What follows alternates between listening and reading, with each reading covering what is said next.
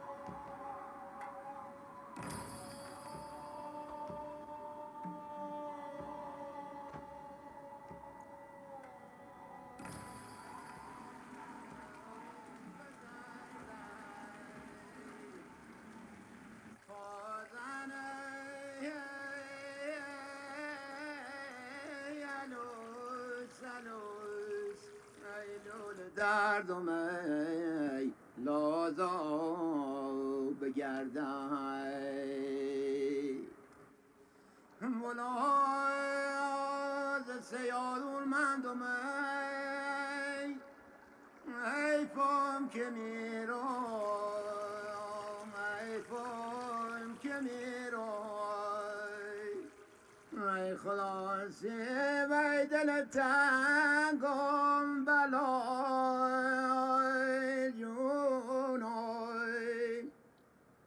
ای بلا بگو 4 کیلو من یاد بگیرم خلاصی روز تنگم دای جونم ای بلا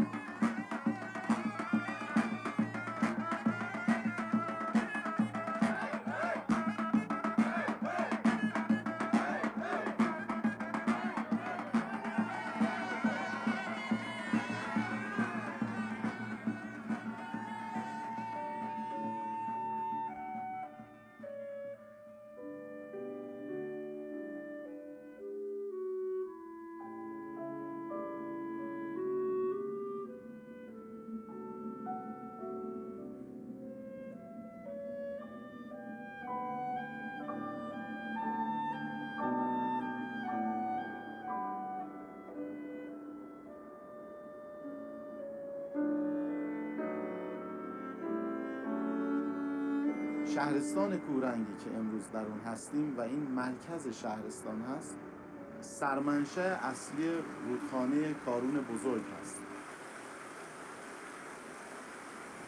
این تونلی که الان مشاهده می‌فرمایید سال 1333 به بهره برداری رسیده و قسمتی از آب کارون توسط این تونل به حوزه زاینده رود اضافه میشه. در سالهای گذشته تغییرات آب و هوایی به انواع مختلف خودشون نشون داده، از جمله کاهش بارندگی ها، تغییر نوع بارندگی از برف به باران و همچنین ایجاد بی‌نظمی در میزان بارندگی ها. این جایی که مشاهده میکنید پیست اسکی کورنگ وجود داره. این فصل باید مملو باشه از گردشگران، ورزشکاران. باید چند متر برف الان اینجا ما داشته باشیم و پیست اسکی فعال بشه. اما میبینید خبری از برف نیست.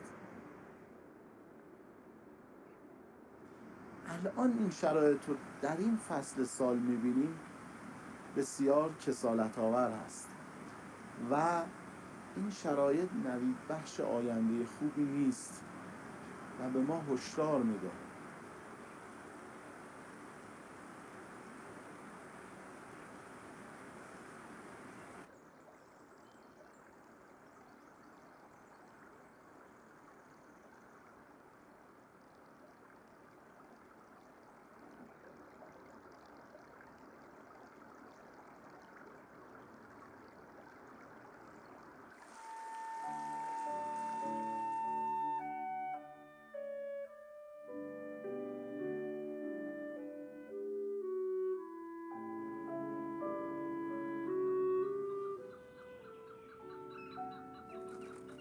اینجا تالاب بین المللی چوغاخور هست، تو استان شارمار بختیاری. زیستگاه اصلی حدود 45 نوع پرنده است اینجا الان.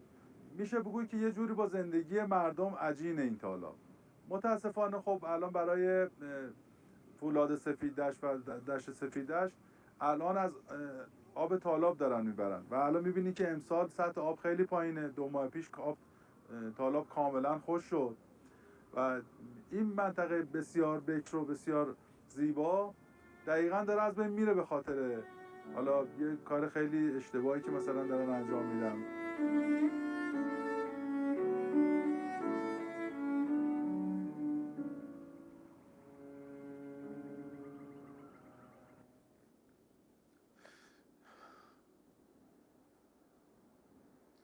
منطقه آب و اجدادیم داره از بین میره به خاطر این تونل.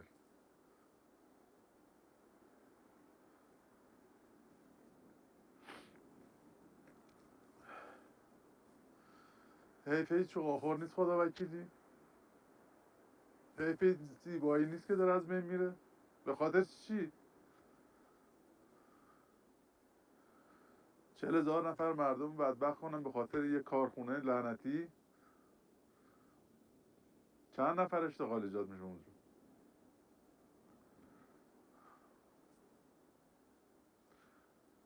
شما ای 2 سال پیش میمدین تالاب میدیدین به این وضع نمیدیدینش. این وضع تالاب چوغاخوره.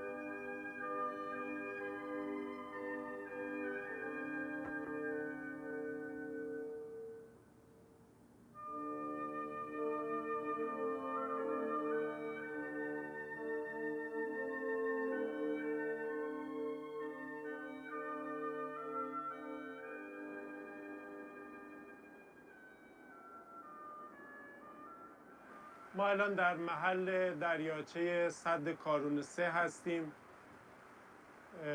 که در سال 1383 آبگیری شد. طول دریاچه حدود 60 کیلومتر هست و وسعت این دریاچه 48 کیلومتر مربع است. در جریان آبگیری و ساخت سد کارون 3 اتفاقات بسیار مهمی افتاد، چه برای جوامع محلی، چه برای محیط زیست و زیستمندان اطراف این دریاچه. بیش از 10,000 نفر در قالب 63 پارچه روستا سرزمینشون رو و همه دارایی‌های مادی و معنویشون رو از دست دادن، برای همیشه در عمق این آبها غرق شد و مجبور شدن سرزمینشون رو ترک کنن. شاید بعد از جنگ بزرگترین کوچ اجباری در سرزمین ما و در تاریخ سدسازی ایران از محل دریاچه کارون 3 بود. همچنین تنوع زیستی، گونه‌های گیاهی متعدد، مراتع بسیار غنی که دامداران و کشاورزان و شالیکاران به اون وابسته بودند، برای همیشه در عمق این آبها غرق شد. از طرفی ما شاهد غرق شدن بیش از 100,000 اصل درخت بلوط بودیم به ارزش اکولوژیکی بالغ بر چند میلیارد دلار. بیش از 110 اثر باستانی که فرصت کردیم و ثبت شد به وسیله دستگاه GPS در جریان این آبگیری از بین رفت. چه آثار تاریخی، چه آثار باستانی، چه میراث معنوی مردم که یک گنجینه بزرگی از فرهنگ و آداب و رسوم ایل بختیاری بود، برای همیشه، اهم از شیرهای سنگی، قلعه، راههای باستانی، گورسنگها، همه از دستاوردها و پیامدهای منفی سدسازی بر رودخانه کارون بود.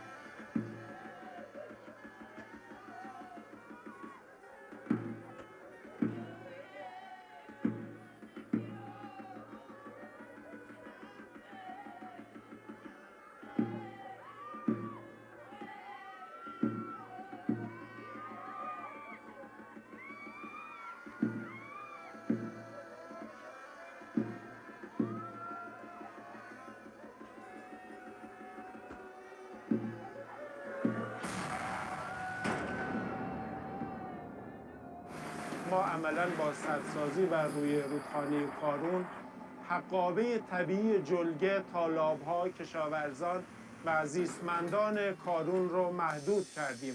سد گتوند آخرین سدی هست که بر روی رودخانه 950 کیلومتری کارون احداث میشه. در پایین دست اون بیش از 200,000 نفر کشاورز امرار معاش میکنن. اگرچه برآوردها نشون میداد که ساخت سد گتوند و آبگیری دریاچه بر روی گنبدهای نمکی خواهد بود. شاهد چندین میلیون تن نمک محلول در آب سد گتوند هستیم. سد گتوند بزرگترین فاجعه تاریخ سدسازی و فاجعه محیط زیستی در تاریخ ایران هست.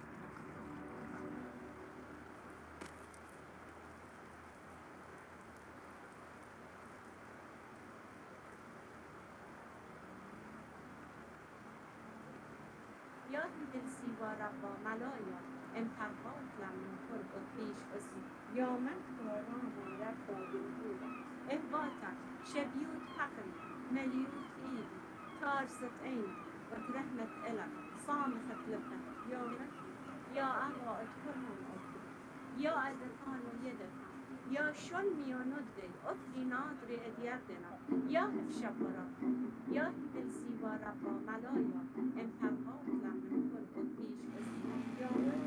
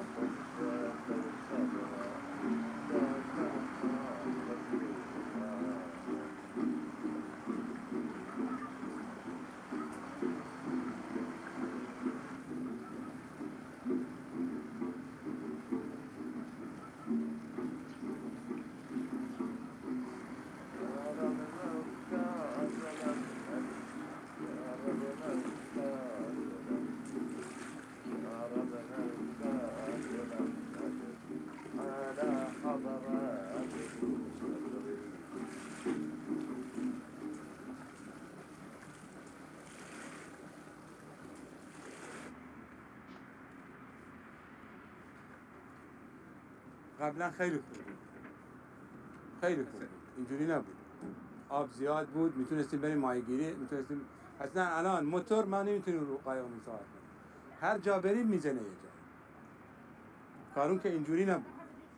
خدا سرشاهد جرأت میخواست آدم بره داخل آب کارون. الان کارون راحت شما پیاده تا اینجا شرارت بزن بالا تا اون بر رودخونه برو برگرد.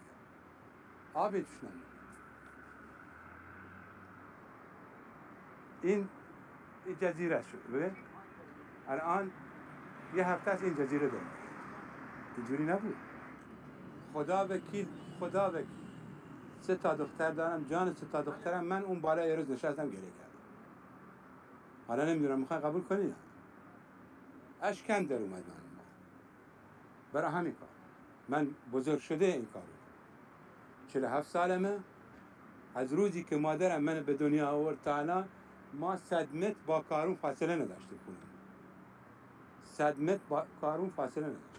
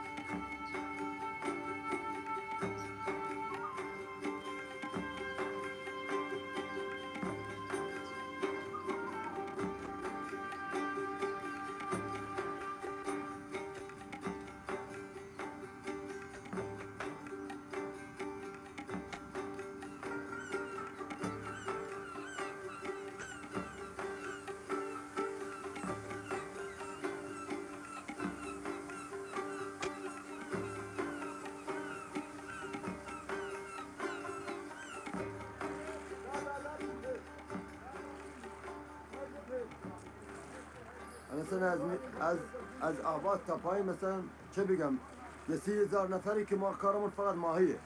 قبل از هم زمان قبل از جنگ تا اول جنگ ماهی کارمون ماهیگیریه. اگر هر نباشید زندگی نداریم. زندگیمون اینه. ما تور میاندازیم ماهی میگیریم میفروشیم. این کارمون دیگه. کار غیری نداریم. آب شور دیگه چون آب کمه. آب شور شد. ماهی بنی و گردن اینا دیگه وجود نداره.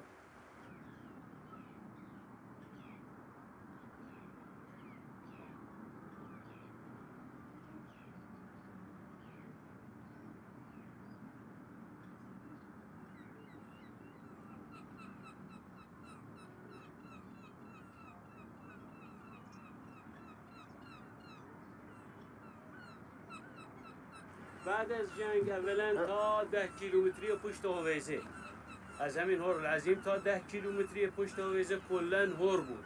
بعد از جنگ که اصلا کم آبی و کم بارونی و این چیزا اینا کم کم خوش این تبدیل به صحرا شد. این پارسال اومد اینجا آب. همین پارسال اومد اینجا آب. الان ما 30 کیلومتر میاییم خب آب مثلا با عمق 1 متر کمتر نیم متر ببین نیم متر کمتر 1 متر کمتر نمیتونه ماهی نمیتونه مقاومت بیاره تو گرما. مواقع برج 4 که هوا گرم میشه بعضی از آبها تبخیر میشه میره مایا خود به خود میمیرن تو سرما هم نمیتونه مقاومت بیاره. ما در مواقع سرد ماهی میره زیر آب جایی که کم گرمتر باشه تو سطح آب نمیاد. نه خب آقا اون زمان مثلا من همین یه تور میارم ما احتاج کل زندگی یعنی خرج 1 هفته رو میبرم. ولی الان نه. 2 تا از مایه‌های مهم منطقه نسلش قطع شد. هم شبور هم قطان و سابق یعنی بزرگترین ثروت هور همین 2 نوع ماهی بود. الطيرة حيكون ملكية. سابق مثلا پرنده مهاجرت پرنده خیلی میاد الان نیست. بر اثر کم آبی دیگه نیست. مرده پرنده اتوقیت مرده. تالاب حدوداً 20 سال خوش شد. ولی پارسال یه مقدار آب اومد اینجا. حالا محیط زیست از تهران اومد، مسئولین از تهران اومدن دیدن بالاخره صورت جلسه کردن تا یه مقدار آب سبز یا چیز اضافه باز کردن تا اومد اینجا. ولی این سابق کلا هور بود تا 10 کیلومتری هویزه هور بود. هور به تمام معنا بود.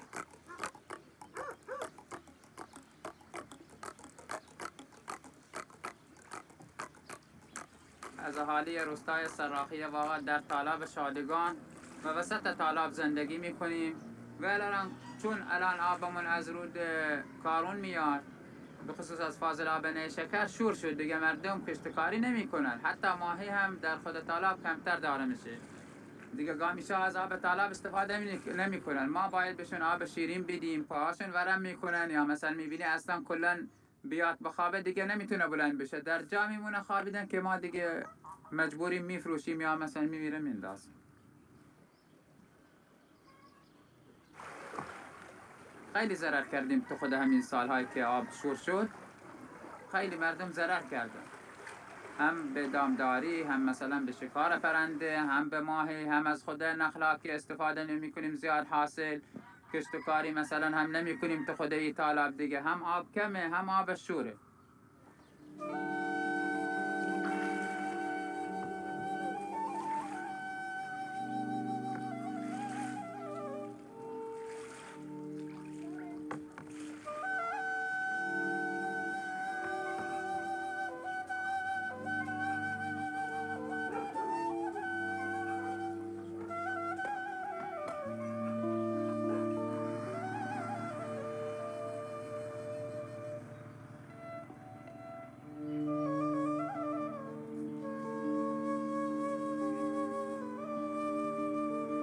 در محلی که قرار داریم بهترین نقطه نخلستان‌های شادگانه، جاده روستای حدوه خروشی. این نخلستان‌ها عرض کنم خدمتون از مجموع نخلستان‌های 100,000 هکتاری شادگان است. پس آب‌های فقط نیشکر بیش از 100 میلیون تن نمک وارد تالاب شادگان کرد. آخه بدبختی دوتا شده، یکی اینکه آب شیرین رفت، دومی اینکه آب شور اومد و آب شور با چه ایسی با چه شوری اومد و خود این تالاب ها که پر از پرنده بود، 130 نوع گیاه و گونه‌های گیاهی اینجا بود. ولی واقعا وقتی الان که این مناظر را میبینیم انگار دنیا سرمون خراب شده، دنیا سرمون خراب شده.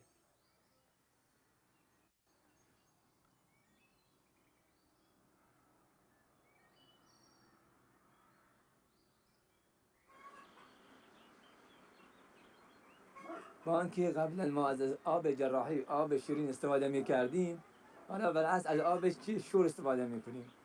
دیگه ما از آب‌های شیرین دیگه مایوس هستیم، دیگه آب نمیرسه برامون. تمام نخلستان‌ها، زراعت دیگه تو روستاها از بین رفت. آب شور از آب نیشکر، این آبشون از اینجا سازی میشه.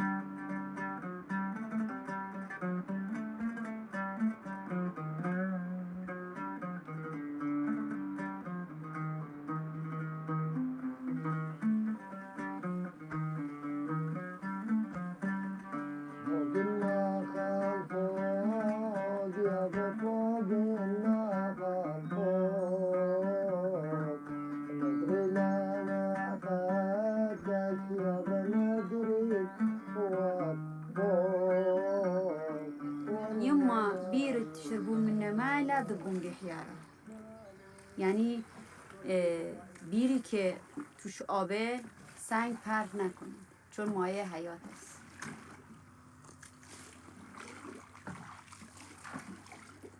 الان 15 ساله که من اینجا توی این روستای شهر حاج حسین زندگی میکنم که من و بچه هم البته شوهرم هم در کنار من هست.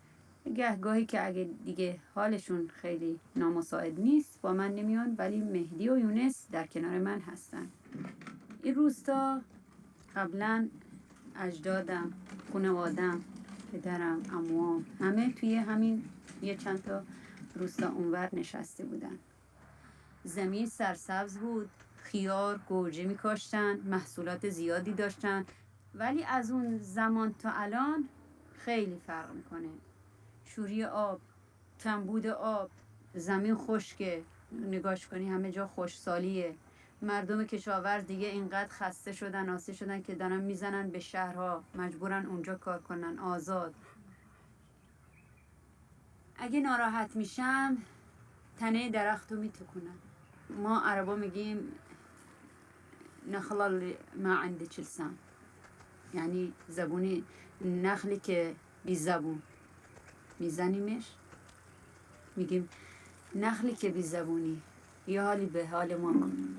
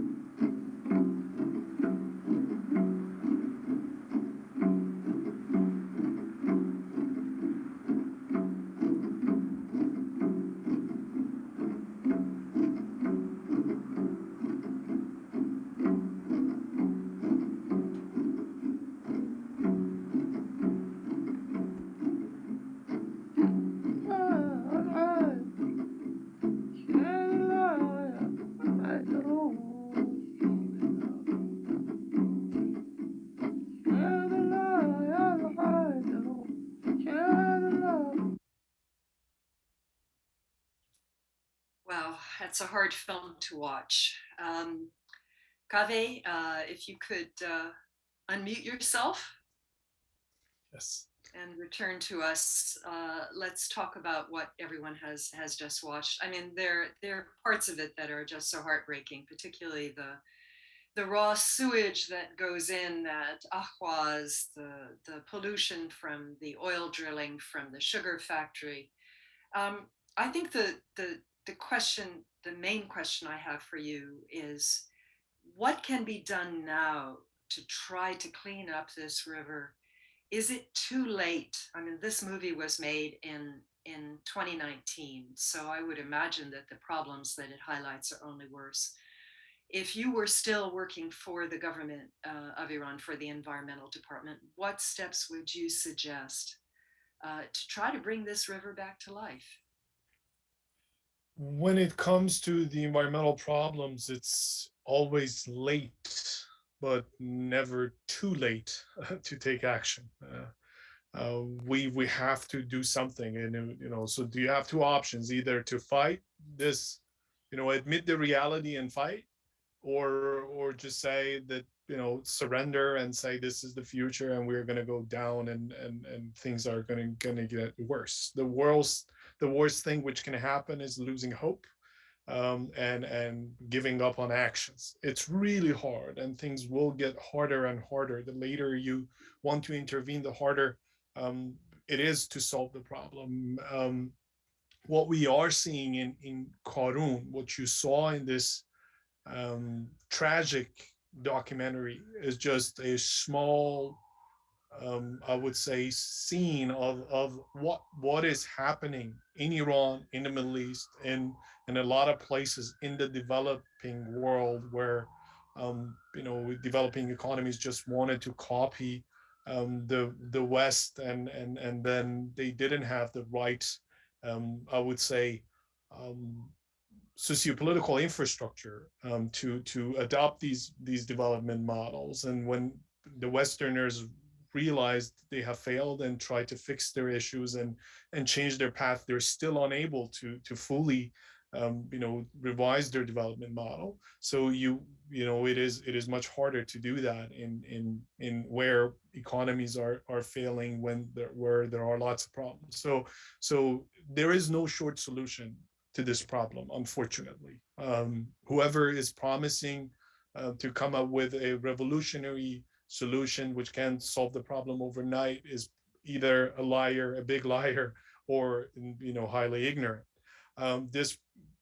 You have to combine a lot of actions, including some stuff that you can do on short term, including raising awareness. I think this was the mission of Mohammad Ehsani, who I saw how hard he tried to to create this documentary, and the hassle that he had without any support, without financial support, and so on.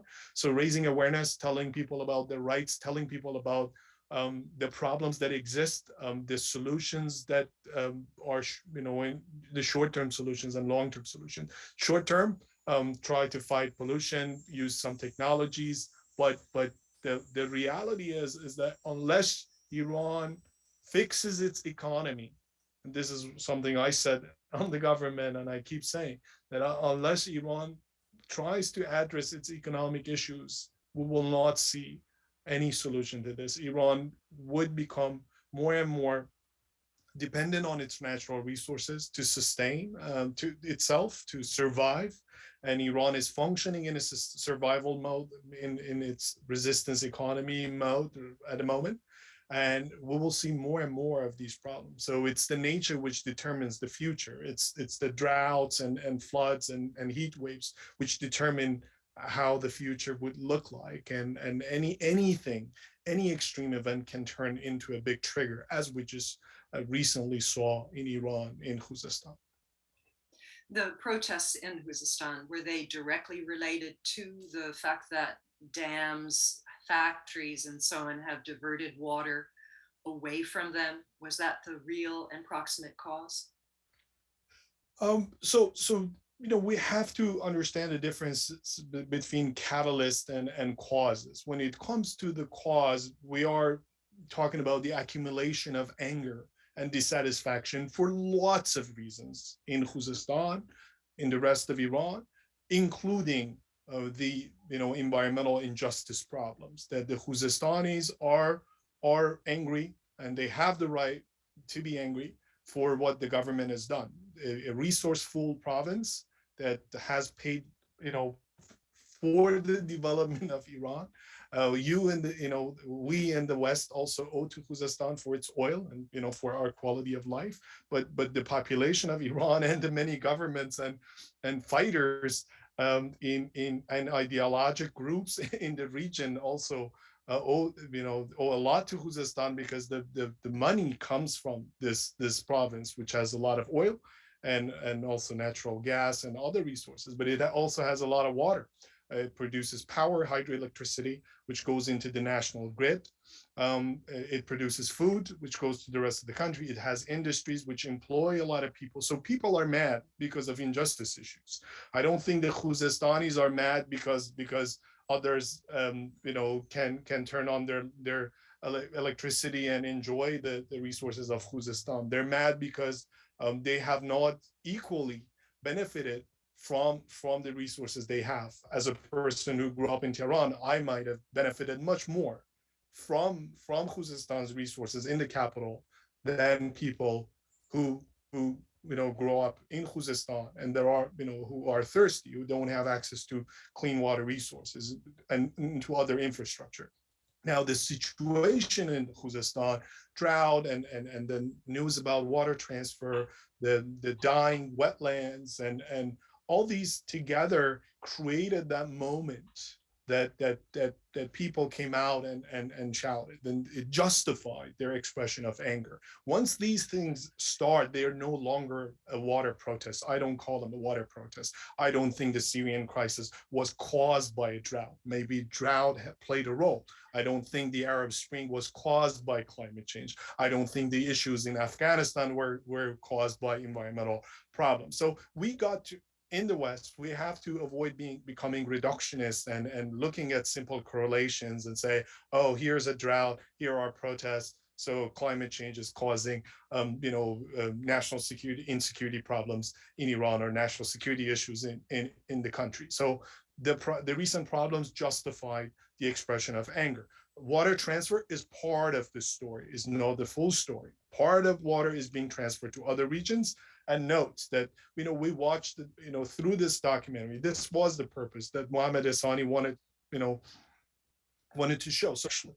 And when it comes to the neighboring provinces, which also have their water flowing into Khuzestan, they are also suffering. So uneven development, unsustainable development that we are talking about. So people in Khuzestan don't have access to clean and safe water. People in Charmahal and Bakhtiyari province don't have access to sustainable sources of water. People in Isfahan and other dry regions in central Iran that relied on water transfer from Khuzestan to an extent, to a good extent, also are suffering. So you have ruined the origin, you have destroyed, and also the dependent sources. And unfortunately, this story is just a repetition of what we have seen elsewhere, right? U.S. West, water transfers, the story of water transfers, and so on. Dust Bowl. What we are seeing in Khuzestan, we saw it in the United States. But the problem and the question here is, why don't we learn from others' mistakes, and why do we want to repeat the mistakes that the West has created? And let's not forget that Khuzestan was supposed to become the Tennessee Valley. The development model there was copied from the United States. So, finding oil there,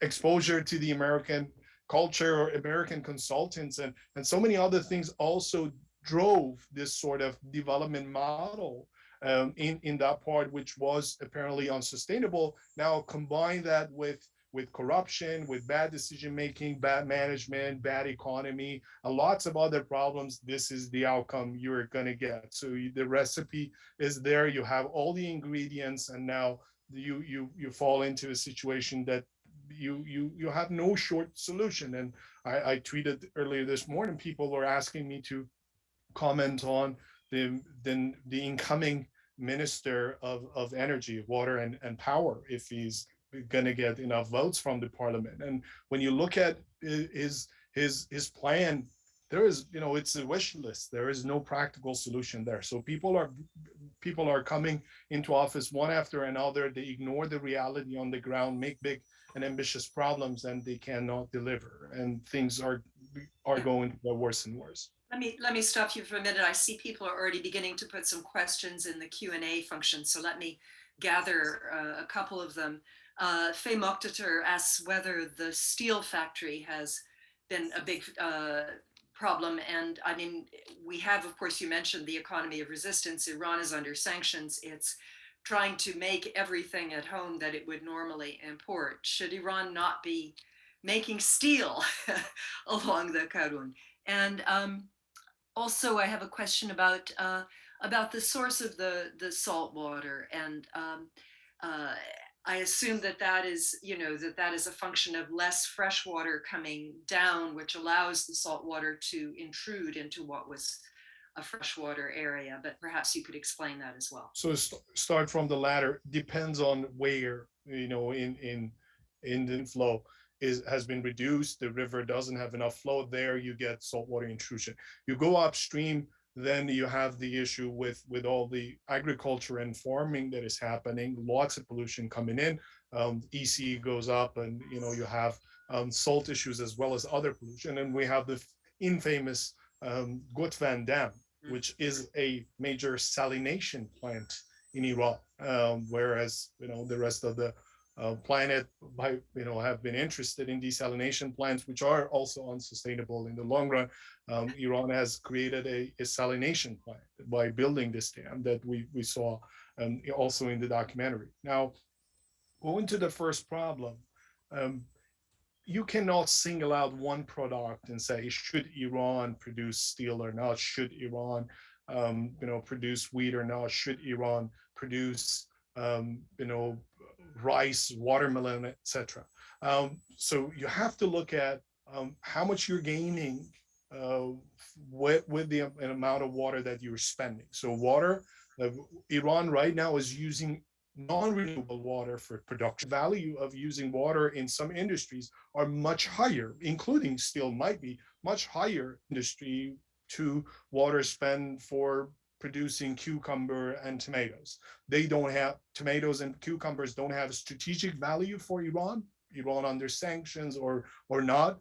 This is not about like food security. This is not about economic gains or anything. So then you have to look at the overall basket. You have to look at the water budget and then decide what to produce, where to produce as well. So the question here is where to place the industries which are heavily reliant on water, where to produce food across the country. When are there enough resources or not? If you're taking water from Karun to Zayandaru to grow tomatoes with it, you must be stupid. And I think that's what we are doing in some places. So historically, Iran went inland to do its development because of many reasons, including fear of invasion of foreign countries or governments. So they wanted to do development inland. But if we look at the potential for development, the question is,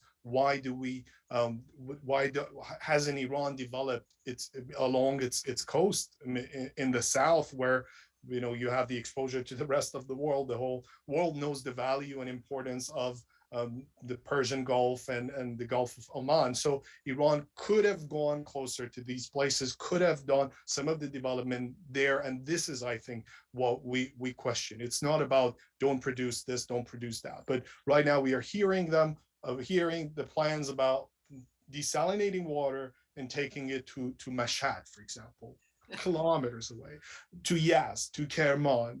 Then you question why. Why do you have to have petrochemical facilities everywhere in the country? Why do you have to have cement production facilities everywhere in the country? So do you need it for internal use, domestic use, for export? Have you picked the right location or not? Do you have enough resources or not? We're almost out of time, but I wanted to raise a couple of other comments and questions.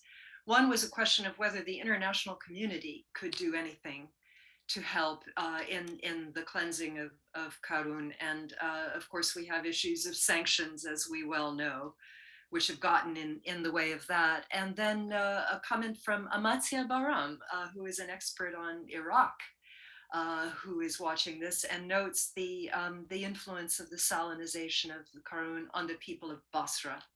and on Iraqis in that part of the country in general. Is there any prospect that Iran and Iraq could work together to try to deal with the common problems regarding the ways and marshes and the salinization problems?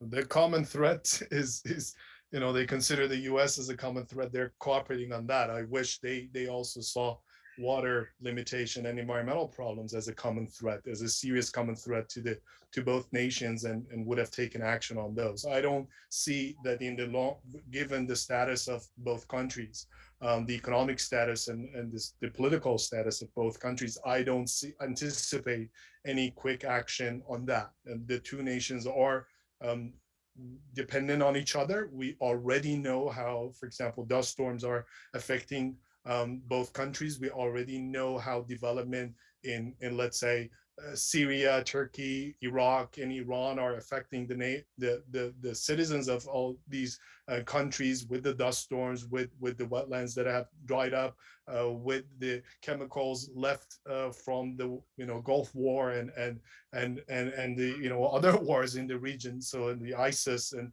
the lands that were left, the farmers who migrated, and all these things. So unfortunately, to be realistic, I don't anticipate any short-term quick action and meaningful action on the environment. Now, speaking of how the international world can help, the international world can help, and I think sanctions cannot be used as an excuse here. Of course, there are barriers, but we have already proven that when we want to deliver something, it is possible. And the Iranians have also proven that when they want something, anxiously, and they need something, even if it's under sanction, they find means and ways to acquire it at a much higher cost, probably, but they do it.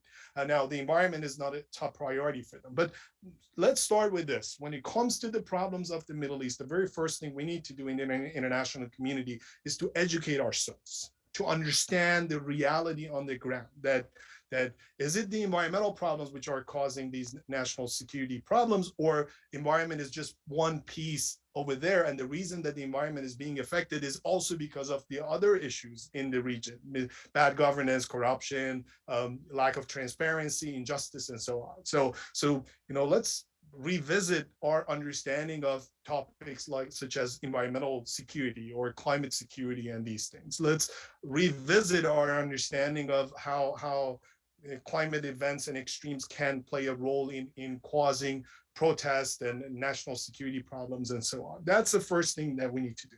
Second is to understand that people on the ground are not stupid. They're highly educated. They're highly active. Iran has about, I think at the time I was in office, 850 registered and approved environmental NGOs. This is, those who have got security clearance. There are also a lot of people who are active but haven't registered anything. So we have environmental activists in Iran. We have very knowledgeable environmental experts in Iran, and we have a lot of people who know the simple things that come to our mind immediately.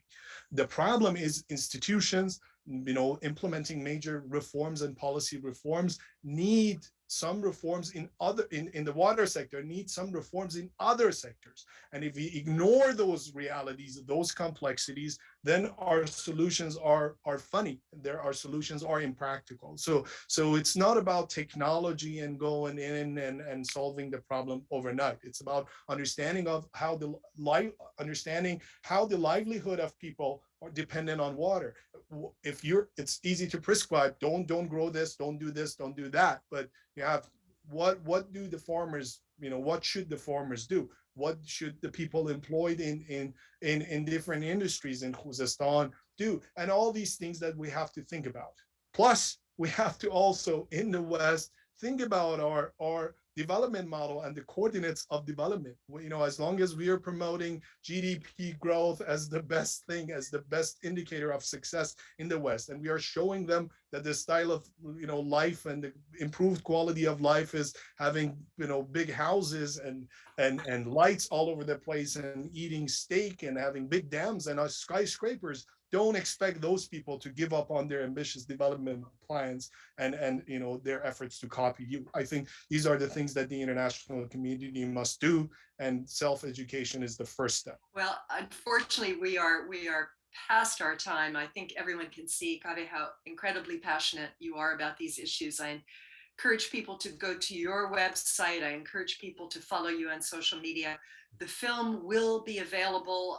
You can watch it again or ask others to watch it on the Atlantic Council website. And I believe there will also be a YouTube link, which we will post and I will tweet and retweet.